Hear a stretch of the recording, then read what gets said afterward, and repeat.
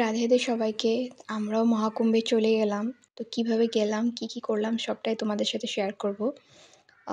অনেক দিনের ভিডিও এটা আগের। আমরা 12 তারিখে বের হলাম।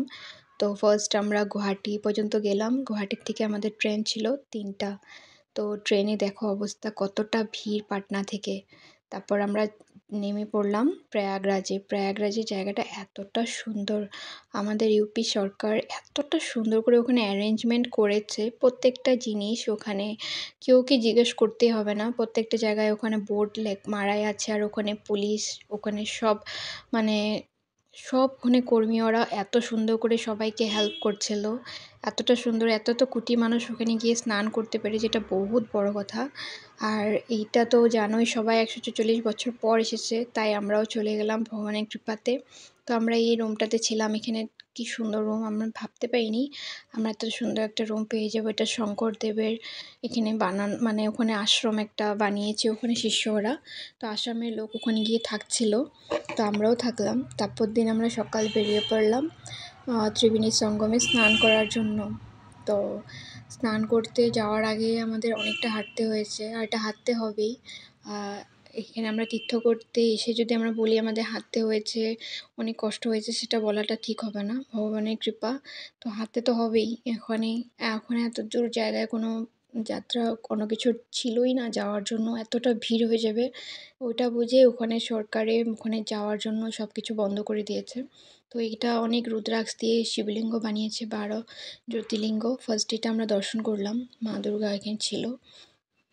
তো এই মা দুর্গার এই জায়গাটায় জ্যোতির্লিঙ্গটা একদম এখানে প্রতিষ্ঠা করে সব পুরা লিঙ্গটা সব কিছু পূজা হচ্ছিল, বলছিল কেউ ওকে টাচ করতে না। তো আমরাও টাচ করিনি, দূর থেকে আমরা প্রণাম করেছি। পুচকি দেখো অনেকটাই উৎপাত করে, বাপরে।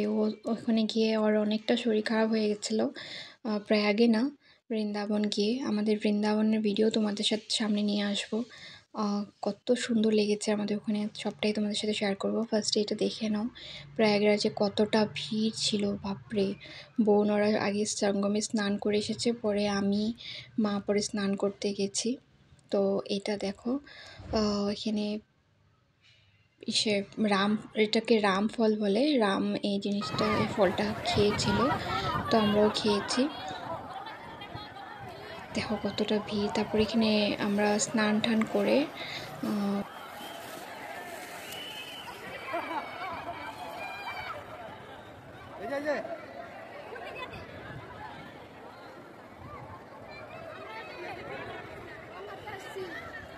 ত্রিবেণী সঙ্গমে স্নান করলাম। ত্রিবেণী সঙ্গমে স্নান করলাম।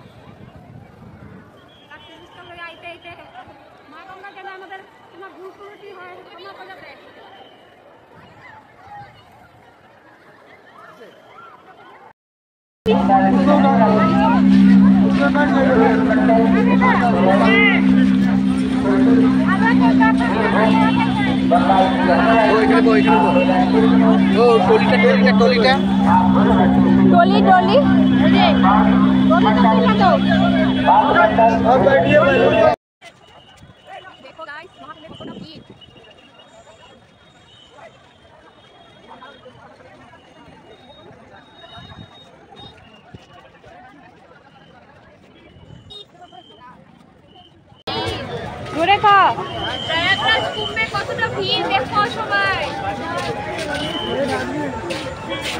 স্নান করলি?